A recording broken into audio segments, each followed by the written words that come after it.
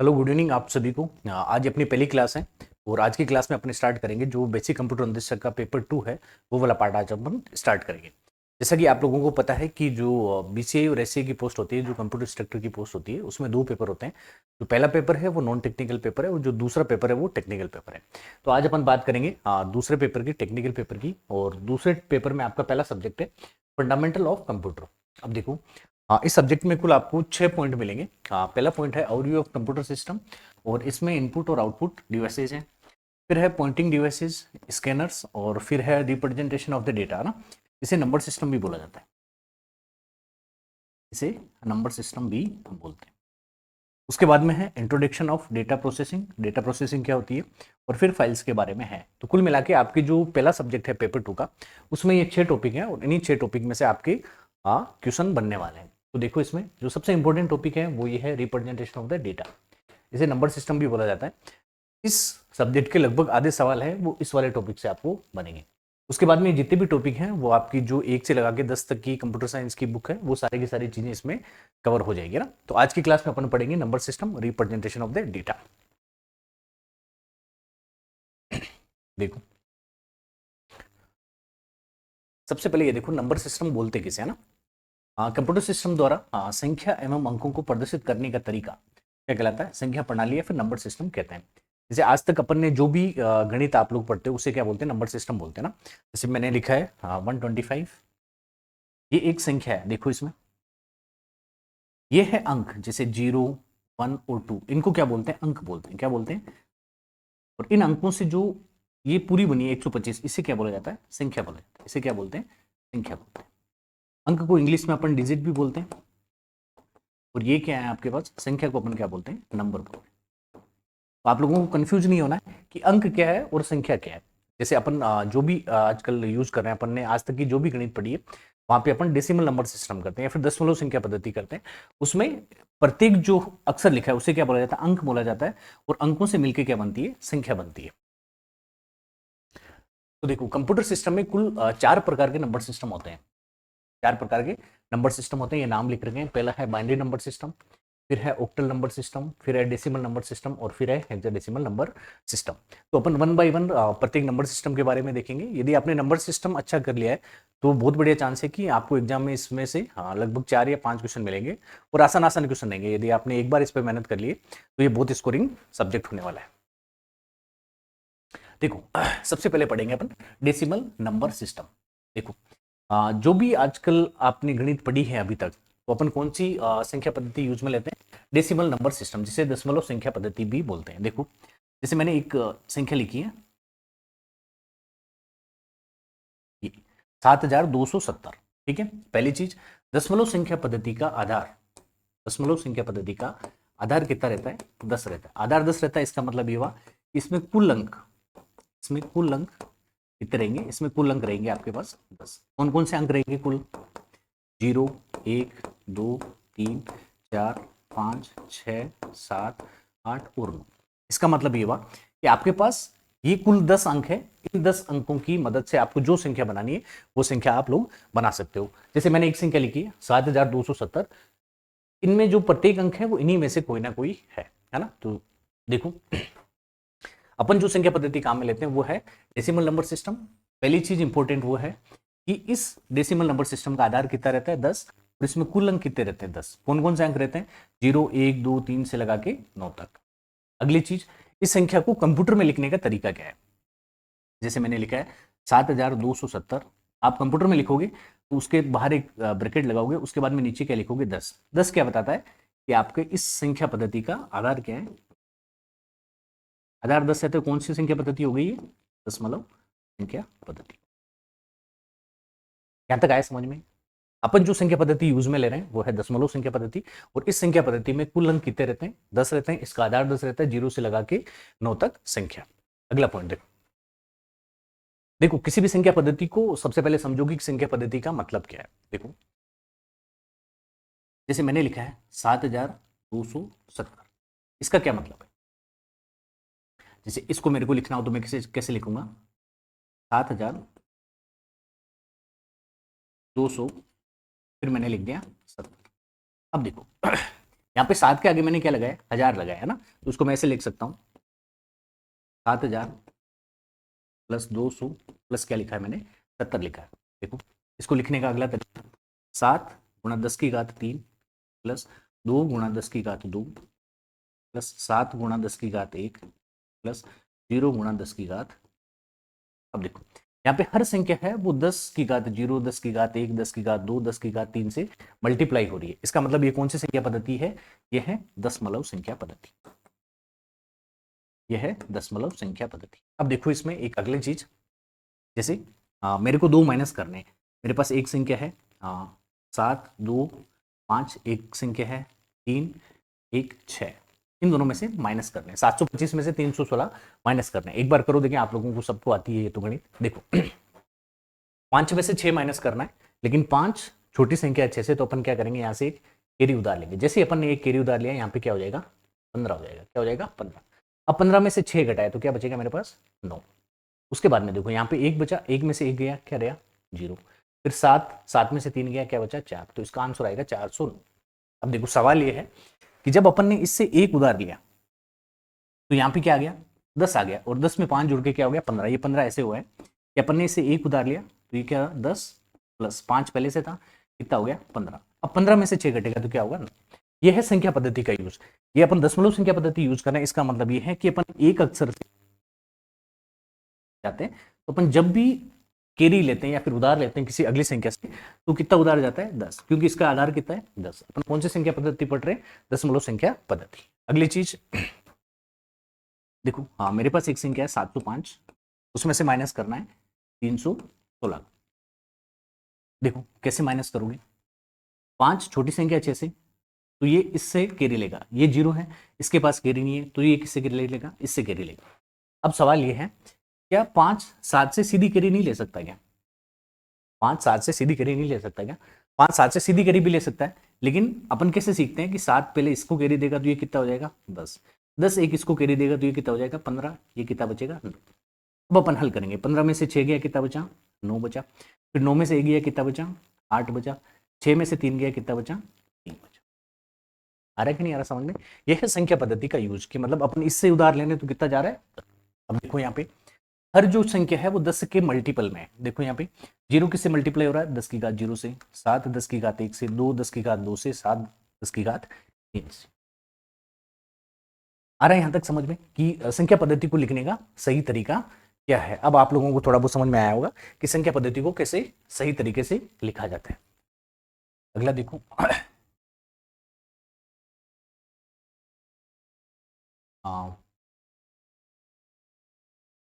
ये संख्या लिखी है, इसको लिखने का सही तरीका क्या है। जैसे मैं शॉर्ट के रूप में लिखूं तो देखो आपको मल्टीप्लाई करना है 10 की घात 0 से 10 की घात 1, इससे प्रकार से। जैसे इसको किससे गुणा करोगे 10 की घात 0 से, इसको आपको मल्टीप्लाई करना है 10 की घात 1 से, इसको मल्टीप्लाई करना है 10 की घात 2 से, और इसको मल्टीप्लाई करना है 10 की घात 3 से।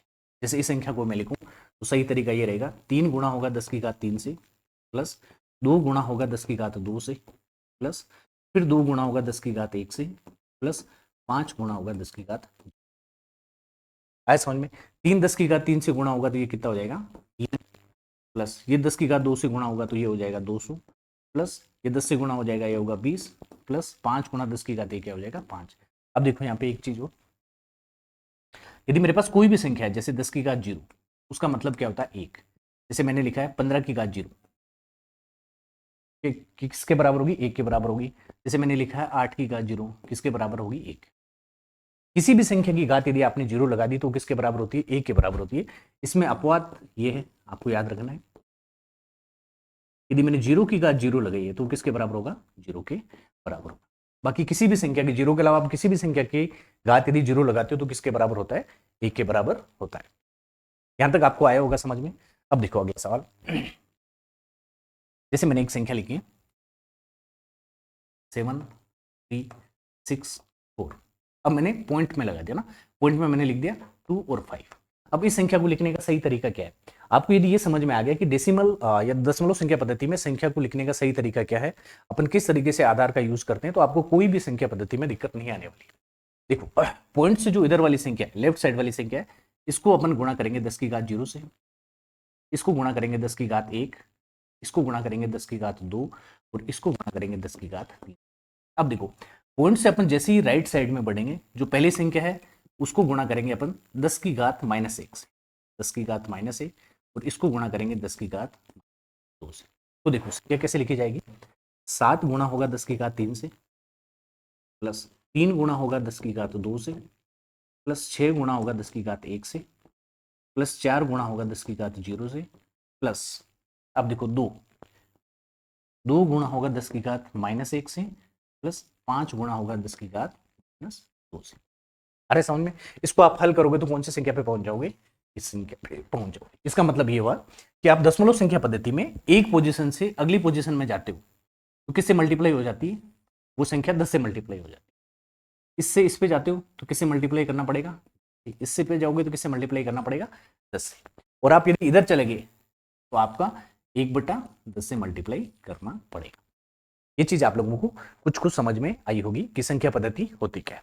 ये अपन ने जो भी बात की वो है दशमलव संख्या पद्धति। दशमलव संख्या पद्धति में कुल अंक कितने होते हैं, 10, 0 से लगा के 9 तक। कोई भी संख्या लिखोगे उसके बाहर कोष्टक लगाना है। यदि दशमलव संख्या पद्धति की है तो बाहर क्या लगाओगे, यहां तक आए समझ में। अब देखो दशमलव संख्या पद्धति में आपके पास कुल 10 अंक थे और इन 10 अंकों की मदद से अपन कोई भी संख्या बना सकते थे। अब देखो दूसरी संख्या पद्धति है जिसे अपन बोलते हैं बाइनरी संख्या पद्धति, बाइनरी नंबर सिस्टम।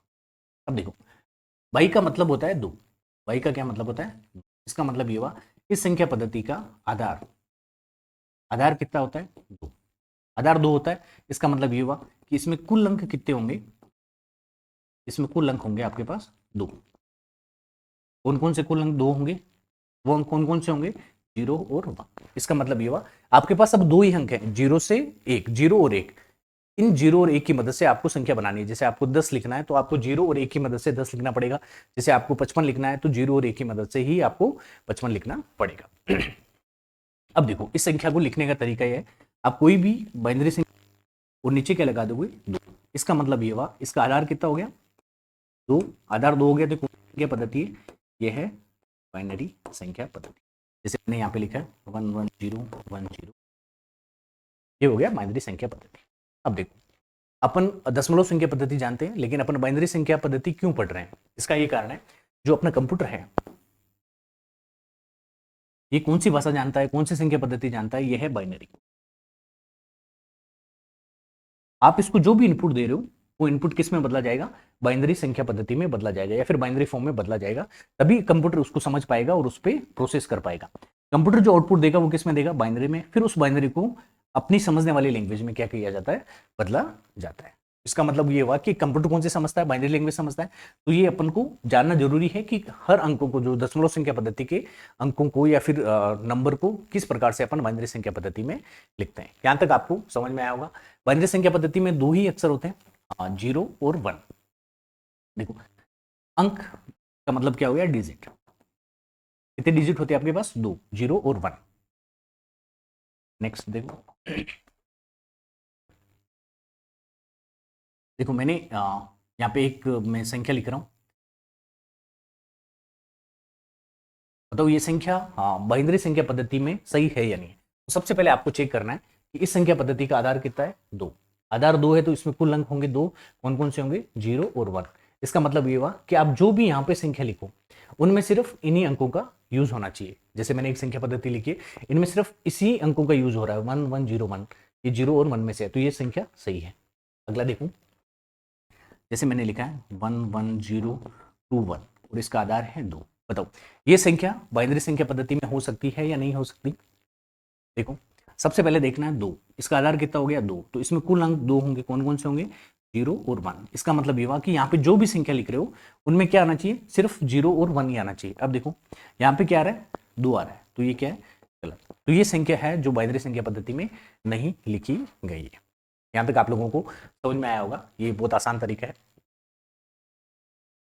अब देखो आगे, जैसे मैं इस संख्या को लूं, ये अपन आगे सीखेंगे, कन्वर्जन में सीखेंगे एक संख्या पद्धति को दूसरी संख्या में बदलते कैसे हैं। चलो जो अगली संख्या पद्धति है तीसरी अपनी, उसे बोलते हैं ओक्टल संख्या पद्धति। कौन सी, ओक्टल संख्या पद्धति। Octal number system. देखो ऑक्टल का मतलब क्या होता है? 8। ऑक्टल का मतलब क्या होता है? 8। इसका मतलब ये हुआ इस संख्या पद्धति का आधार कितना हो गया? आधार हो गया अपने पास 8। इसमें कुल अंक कितने होंगे? कुल अंक कितने होंगे? कुल अंक होंगे 8। कुल अंक होंगे 8। कौन कौन से अंक होंगे 8? 0, 1, 2, 3, 4, 5, 6 और 7। इसका मतलब ये हुआ कि ऑक्टल संख्या पद्धति में आप कोई भी संख्या लिखोगे, कोई भी नंबर लिखोगे, उस संख्या में 0 से लगा के 7 यही डिजिट आपके पास आनी चाहिए। अगली चीज, इस संख्या को लिखने का तरीका ये है, आप संख्या लिखोगे और नीचे क्या लगाओगे? जैसे मैंने एक संख्या लिखी है 2, 1, 3, 5, 4। तो ये कौन सी संख्या पद्धति में लिखी गई संख्या है? ये ऑक्टल संख्या पद्धति में लिखी गई संख्या है। यहां तक आप लोगों को समझ में आया होगा कि ऑक्टल संख्या पद्धति में आधार कितना होता है 8 और कुल अंक कितने होते हैं 8, 0 से लगा के 7 तक। इन्हीं अंकों का यूज करके आपको संख्या बनानी है। उसके बाद में देखो नेक्स्ट जो अपनी अगली संख्या पद्धति है वो है हेक्साडेसिमल।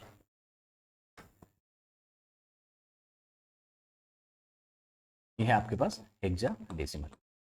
अब देखो हेक्साडेसिमल का जो आधार रहता है इस संख्या पद्धति का आधार कितना रहेगा? 16। आधार कितना रहेगा? 16। इसका मतलब ये हुआ कि इसमें कुल अंक कितने होंगे? कुल अंक आपके पास होंगे 16। देखो कुल अंक होंगे 16। कौन कौन से अंक होंगे 16? 0, 1, 2, 3, 4, 5, 6, 7, 8 और 9। उसके बाद में देखो ये कितने अंक हो गए? 10 अंक हो गए। उसके बाद में मेरे को 10 लिखना है तो मैं 10 लिखूंगा। जैसे मैंने 10 लिखा है यहाँ पे तो आप लोगों के लिए कंफ्यूजन हो जाएगा कि ये 1 है, 0 है या फिर 10 है। इससे 3 संख्या बन सकती है ना। तो अपन 10 नहीं लिखेंगे, 10 की जगह अपन क्या लिखेंगे? ए लिखेंगे, फिर लिखेंगे बी, सी, डी, ई और एफ। देखो 10 को क्या लिखा जाता है? ए। बी को क्या लिखेंगे? 11। सी को क्या लिखेंगे? 12। इसे लिखेंगे 13। इसे लिखेंगे 14 और इसे लिखेंगे। इसका मतलब ये हुआ कि हेक्साडेसिमल संख्या पद्धति में आपके पास कुल 16 अंक है। इन 16 अंकों की मदद से आप जो भी संख्या बनाना चाहते हो वो आप संख्या बना सकते हो, है ना। देखो इस संख्या पद्धति में लिखने का तरीका ये है कि आप कोई भी संख्या लिखोगे उसके ब्रैकेट में नीचे क्या लिखोगे? 16। जैसे मैंने एक संख्या लिखी 2, 5, 6, बी ए। बताओ ये संख्या सही है? आधार कितना है? 16। तो अंक कितने होंगे? 16। कौन कौन से होंगे? 0 से लगा के 9, उसके बाद में ए से लगा के एफ तक। अब देखो इसमें जितने भी अंक यूज हुए हैं वो इन्हीं में से यूज हुए हैं। तो ये कौन सी संख्या पद्धति है? हेक्साडेसिमल संख्या पद्धति। आया कि नहीं आया समझ में? तो अपन 4 प्रकार की संख्या पद्धति पढ़ेंगे। तो सबसे पहले आपको पता होना चाहिए कि हर संख्या पद्धति का आधार क्या रहता है। अब देखो अगला एक दो एग्जाम्पल देखो कि मैंने जो संख्या लिखी है वो सही है या नहीं है।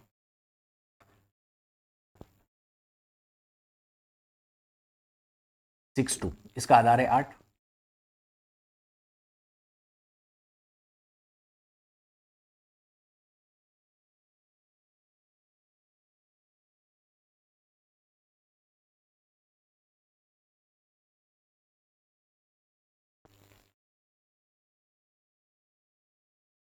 इनमें से कौन कौन सी संख्या सही है या और कौन सी संख्या गलत है। सबसे पहले देखो इस संख्या पद्धति का सबसे पहले आपको देखना है आधार। आधार कितना है? 8।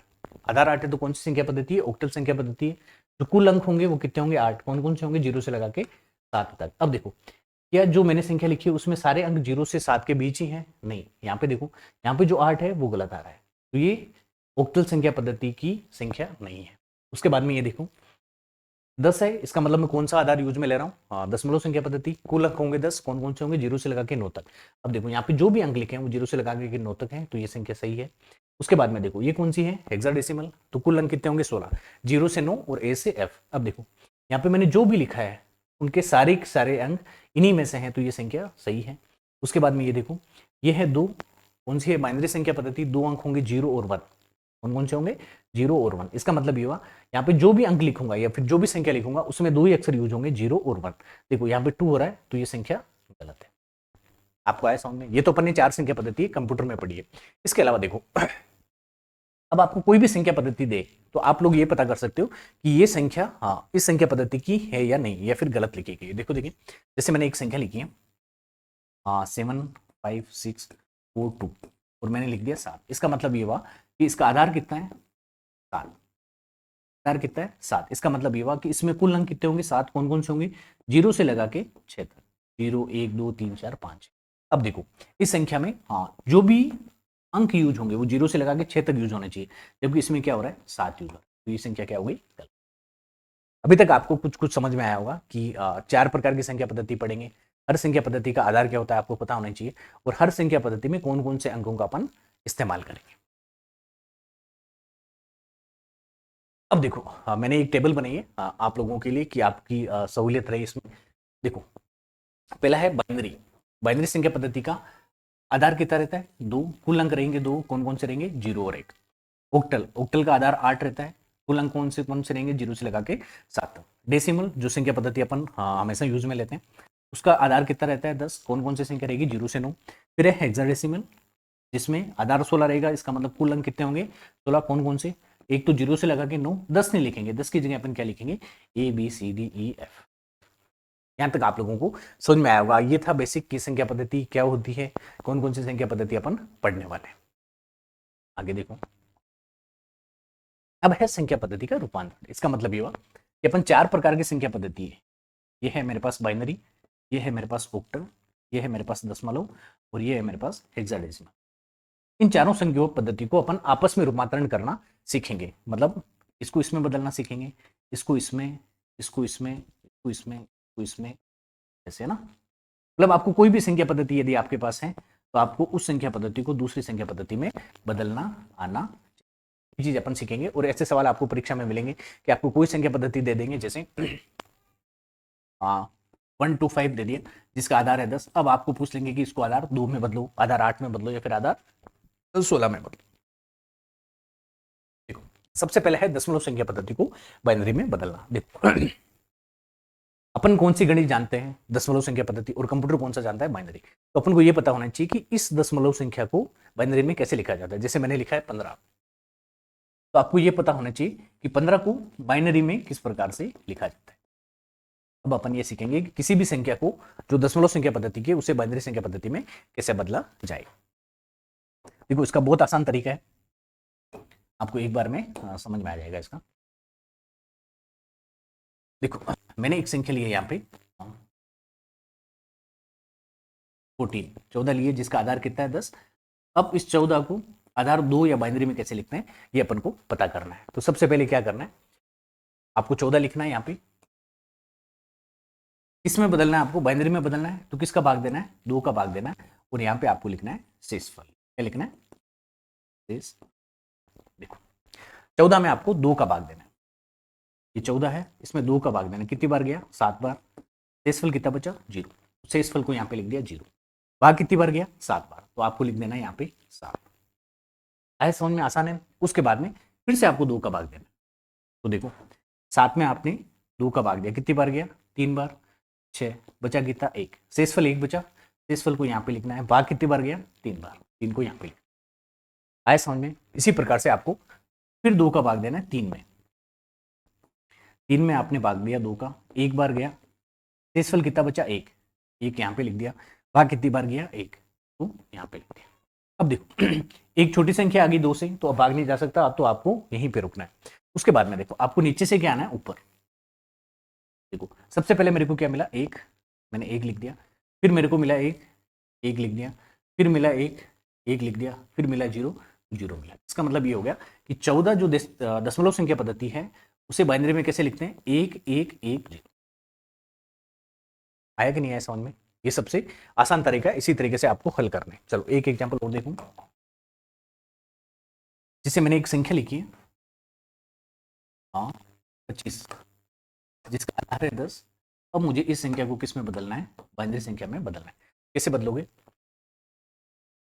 25 में भाग किसका देना है 2 का भाग देना है, और यहाँ पे क्या लिख दिया आपने शेषफल। देखो 25 में 2 आप भाग 2 का, 1 बार गया हो गया 0, फिर उतारा 5 को, कितनी बार गया 2 बार गया 4, कितना हो गया सॉरी शेषफल कितना बचा 1 बचा, तो शेषफल को यहाँ पे लिख दिया 1। भाग कितनी बार गया 12 बार। देखो ऐसे ही होता ना, 12 2 24, 24 में 1 जुड़ा तो क्या हो गया 25। फिर देखो आपको 2 का भाग देना है, 12 में, दो का भाग 12 में कितनी बार जाता है? 6 बार जाता है, 6 दूनी 12, शेषफल कितना बचता है? 0, यहाँ पे लिख दिया। फिर 2 का भाग 2 6 में कितनी बार गया? 3 बार, 3 दूनी 6, शेषफल कितना बता? 0। फिर 2 का भाग 2 3 में कितनी बार गया? 1 बार, 2 एकम 2, शेषफल कितना बचा? 1। नीचे से क्या आना आपको? ऊपर आना है। सबसे पहले मेरे को क्या मिला? 1, फिर क्या मिला? 1, फिर क्या मिला? 0, फिर क्या मिला? 0, फिर लिखा। आए समझ में कैसे लिखते हैं अपन? 25 जिसका आधार 10 है, आपको 2 में बदलना है, तो कुछ नहीं करना है, आपको उसमें सिर्फ 2 का भाग देना है और यहाँ पे क्या लिखना है? शेषफल, और नीचे से क्या आना है? ऊपर। आई थिंक यहाँ तक आपको समझ में आया होगा कि कोई भी दशमलव संख्या पद्धति है, उसकी संख्या है, उसको आप बाइनरी में बदल सकते हो। अब देखो 2-3 एग्जाम्पल है, आपको कमेंट बॉक्स में आंसर करने हैं कि उसको कैसे लिखेंगे। पहला सवाल है 34 जिसका आधार है 10, इसको बदलना है आपको 2 में। फिर मेरे पास एक संख्या है 23 जिसका आधार है 10, इसको भी आपको 2 में बदलना। आ रहा है समझ में? अब देखो अगली चीज, देखो यदि मैं एक गिनती लिखूँ ना 1 से 100 तक, जैसे 0 1 2 3 ऐसे लगा के ना, ये हो गया 9, फिर लिखा मैंने 10, फिर 11, फिर 12, है ना, फिर मैंने लिखा 21 22 करके, फिर लिखा 29। अब देखो ये जो मैंने गिनती लिखी वो दशमलव संख्या पद्धति में लिख रहे हैं, उसमें कितने अंक यूज हो रहे हैं? कुल 10 अंक यूज हो रहे हैं ना। अब यदि मेरे को बाइनरी में लिखना है, तो देखो बाइनरी में आपके पास कितने अक्षर हैं? 2 ही अक्षर है ना। तो देखो सबसे पहले क्या मिला? 0, तो 0 को क्या लिखते हैं? 0। 1 को क्या लिखते हैं? 1। अब देखो बाइनरी संख्या पद्धति में यदि मेरे को 2 को लिखना है, तो देखो 1 और 0 से अगली संख्या कौन सी बन रही है? इसमें कोई नहीं बन रही है, ये बन रही है। ये क्या हो गया? 2। फिर देखो 0 और 1 से कौन सी संख्या बन रही है? 11, इसे क्या लिखते हैं? 3। आ रहा है समझ में? इसी प्रकार से आप आगे लिखते जाओगे तो आपको मिलेगा 100। 100 को अपन क्या लिखेंगे? 4 लिखेंगे। 100 को अपन क्या लिखेंगे? 4। तो मैं एक टेबल बना रहा हूँ, 0 से लगा के 15 तक की संख्या को, जो दशमलव संख्या पद्धति में, उसको बाइनरी में किस प्रकार से लिखा जाता है, और ये आपको याद करना है ना। एक समय बाद आपको याद होना चाहिए कि 5 को बाइनरी में क्या बोलते हैं, 10 को बाइनरी में क्या बोलते हैं, या फिर 12 को बाइनरी में क्या बोलते हैं। देखो यहाँ पे है दशमलव और यहाँ पे है बाइनरी, ठीक है। अब देखो जो दशमलव में 0 है, बाइनरी में भी उसे क्या बोला जाता है? 0 बोला जाता है। दशमलव में 1 को क्या बोला जाता है? अब देखना दशमलव में यदि 2 लिखा है तो उसे क्या बोलेंगे बाइनरी में? 1 0 बोला जाता है। देखो अपन बदल देते हैं, ये 2 लिखा है जिसका आधार है 10, इसको किस में बदलना है? 2 में बदलना है। तो कैसे बदलेंगे? तरीका है अपने पास, यहाँ पे 2 और भाग किसका जाएगा? 2 का भाग जाएगा, यहाँ पे क्या रहेगा? शेषफल रहेगा। अब देखा 2 का भाग 2 में कितनी बार गया? 1 बार गया, शेषफल कितना बचा? 0। तो नीचे से ऊपर आना है, क्या बन गया? 1 0। फिर 3 को अपन लिखते हैं 1 1, 4 को लिखते हैं 1 0 0, 5 को लिखेंगे 1 0 1, 6 को लिखेंगे 1 1 0, 7 को लिखेंगे 1 1 1, 8 को लिखेंगे 1 0 0, 9 को लिखेंगे 1 0 0 1, 10 को लिखेंगे 10 10, 11 को लिखेंगे अपन 10 11, और 12 को लिखेंगे अपन 1100, ठीक है। 13 को लिखेंगे अपन 1101, 14 को लिखेंगे 1 1 1 0, और 15 को लिखेंगे अपन 1 1 1। ये संख्या आपको याद करनी है कि ये दशमलव में है। 9 को दशमलव में बाइनरी में कैसे लिखते हैं? 1 0 0 1। आ रहा है कि नहीं आ रहा समझ में? जैसे ये लिखा गया है 1 0 0 1, नीचे क्या लिखा है? 2। तो आपको पता होना चाहिए ये संख्या दशमलव में क्या बोलते हैं? इसे 9 बोलते हैं। ये संख्या आपको याद ही करनी है कि दशमलव संख्या में 10 आपको 15 तक याद करनी है। चलो मान लो आपको कंफ्यूज हो गए तो आपको याद नहीं रह रहा है, तो आपको क्या करना है जो अपन गिनती जानते हैं ना, उसमें 0 और 1 से जो भी संख्या बनती है उनको लिखते जाना है। देखो सबसे पहले क्या बन रहा है? 0 उसके बाद क्या बन रहा है? 1, उसके बाद में 10 11 100, 100 के बाद क्या बन रहा है? 101, फिर 110 111, इस प्रकार से आपको आगे बढ़ते जाना है। आ रहा है कि नहीं आ रहा समझ में? चलो आगे देखते हैं। तो अभी तक अपन ने ये देखा कि दशमलव संख्या पद्धति को अपन बाइनरी संख्या पद्धति में किस प्रकार से बदलते हैं। चलो दूसरा, अब अपन देखेंगे कि आपके पास दशमलव संख्या पद्धति है, दशमलव को आपको बदलना है ऑक्टल में। किस में बदलना है? ऑक्टल में बदलना है। सेम ही तरीका है, लेकिन इस बार भाग किसका जाएगा? 8 का जाएगा। देखो मेरे पास एक संख्या है 25 जिसका आधार है 10, अब उसको बदलना है ऑक्टल में, मतलब आधार किस में बदलना है? 8 में बदलना है। आपको सेम काम करना है, लेकिन इस बार भाग किसका देना है? 8 का भाग देना है। जैसे मैंने यहाँ पे लिखा है 25, इसको कौन सी संख्या पद्धति में बदलना है? ऑक्टल में तो भाग किसका देना है? 8 का, और यहाँ पे क्या लिखना है? शेषफल। देखो 25 में 8 का भाग दो, 3 बार गया, कितना बच गया? 24। शेषफल कितना बचा मेरे पास? 1, तो मैंने 1 यहाँ पे लिख दिया। भाग कितनी बार गया? 3 बार। अब देखो 3 छोटी संख्या 8 से, तो भाग नहीं जा सकता, उसको कैसे लिखेंगे? नीचे से ऊपर आना है तो पहले क्या आएगा? 3, उसके बाद में क्या? आगे समझ में? इसका मतलब ये हुआ कि आपके पास दशमलव संख्या पद्धति है।